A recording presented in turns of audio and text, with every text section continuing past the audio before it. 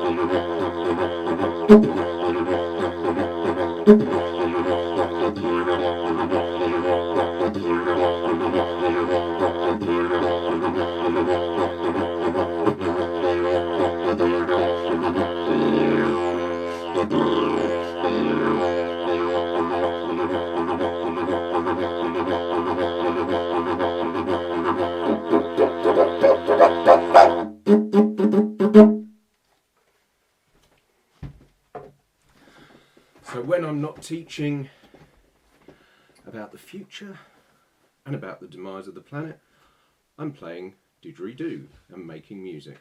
It keeps me sane, keeps me from going mad. Because that's the thing, with a lot of the issues we've been discussing, if you're not careful, you can, I don't know, for depression, you can fall into a depression, but I think more than that, it can sometimes feel like hopelessness. It's like the magnitude of the issues we're facing and the barriers to change almost feel insurmountable. But this is something we have to try to overcome. It's not easy, but we have to overcome that, because then we can become active forces for change. And I think that's so essential, that we actually feel empowered. And that's what I sort of want you to think about before the next lecture, is this idea of how does one become empowered? How do you go about creating the change that you want to see in the world? And as we've said many times in the course, that as individuals we can feel like we've got no agency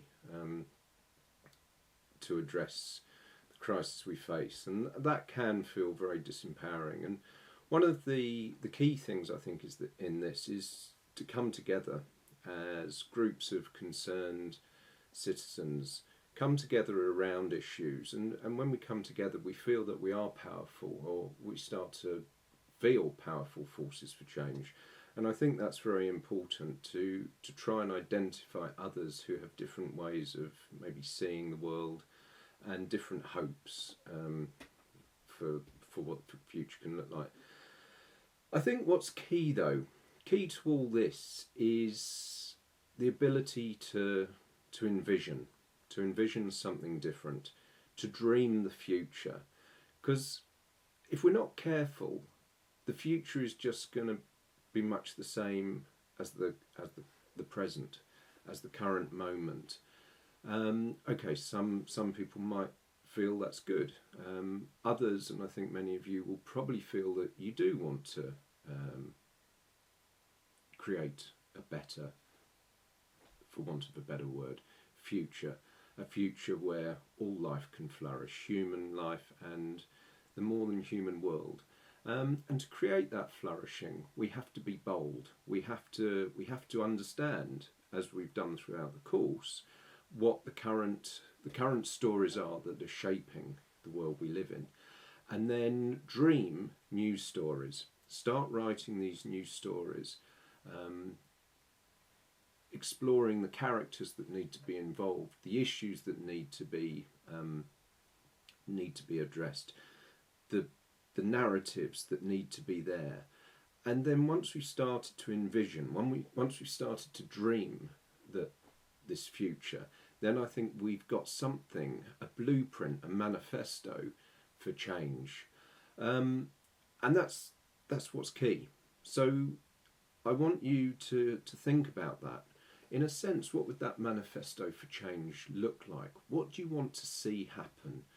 What political changes, what economic changes do you want to see in the world? I think that's absolutely key. And once we've identified those changes, then, as I say, we've got something to work with. We can think about how can those change? How does society change? How do we get a momentum, a movement around that? And this is something, I suppose, in my work, I've seen many changes. I've seen an acknowledgement of certain existential threats, and I know I talk about climate change a lot, but that's kind of what I do. That's what I'm trained in. So I use it as an example. But if I think about the 30 years I've worked in it, I've seen us move from sort of a denial that it's actually happening to a general acceptance that it's happening. And now, interestingly, we seem to be in a strange period where we know something's got to happen, but we don't know how to do it. We know that we've got the technology, but more, it's like, how do we actually move as a species to actually make the changes we need to in order to avoid this potentially catastrophic threat? But I think it's the way we've constructed the threat that means that, in a sense, we're disempowered. We've constructed it at a scale that is sort of beyond the individual. This is good in some ways because it means that the onus is on the big players, the corporations, the governments who need to take action. But also it can feel for the individual that they are slightly disempowered, and there's not a lot they can do. And I think this is true of so many of the issues or crises we're facing. So we have to construct these crises in a way that means we can manage them. We can manage them mentally and physically, so we don't get overwhelmed by them. We can acknowledge them, and we can start making small changes, often small changes, which cumulatively have a systemic impact. Now, I think that's what's key, is how can we construct a narrative, a story around the threats we face so that we are able to address them. And we've had really interesting discussions over the last 6 weeks, and we've heard different opinions. But what gives me hope is that although we've heard different opinions around a lot of the issues we've been discussing, generally the opinions have been around an acknowledgement that something needs to happen, but in a sense any disagreement has been around how we actually get to that brighter, flourishing future. And I think that's something I'd really like to take from the course, the discussions, is that I think most of us agree. This is the interesting thing.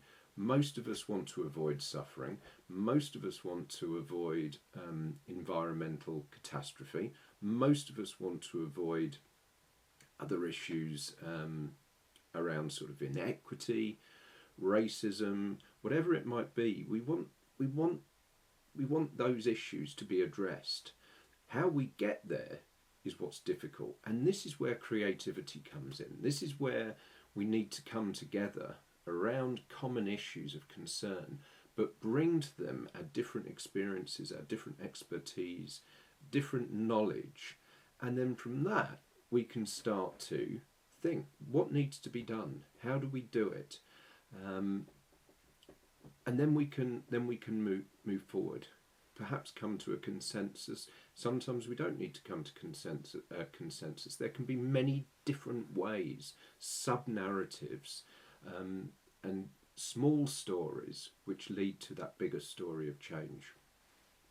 So we're going to be dreaming the future and allowing ourselves to really think, okay, we've done this a bit, but what is the future that we want? And now, based on what we've learned over the last 6 weeks, what changes need to occur? And one thing I think is absolutely crucial in this is the idea of leadership. We need leaders, but importantly, we also need people who can follow. It's all very well having charismatic, amazing leaders, but you also need people who can follow those examples. And through that, through leading and following, we create a movement for change. So I do want to sort of explore a little bit around of what leadership is all about. I think some of the current models of leadership are just going to replicate the current problems we have. In some ways, the last thing we need is just these leadership which is built around personality. We need leadership that's built around sort of bold ideas of change. I think we can all agree that a lot of the leaders we have today are not fit for purpose, and we'll explore that in some depth. But so what do we need in terms of our leaders, and are there any analogies? Can we look to certain processes, again, potentially in the more than human world, where we can see how leadership works outside the human realm, and can we take any messages, can we get any insight into different forms of leadership which may help us in these challenging times? So that's what I want to do. I want for us all to dream the future, and then to think about different models of leadership. I look forward to seeing you all next week, and yeah, have a think. Don't work well. Of course, you've got to work hard. I'm a lecturer. I can't tell you not to work hard. I want you to work hard. You have to work hard, but also take time just to reflect, breathe, be mindful. Because I think out of that mindfulness will come insight, will come the insight we need to create the change we want to see in the world. So thanks very much.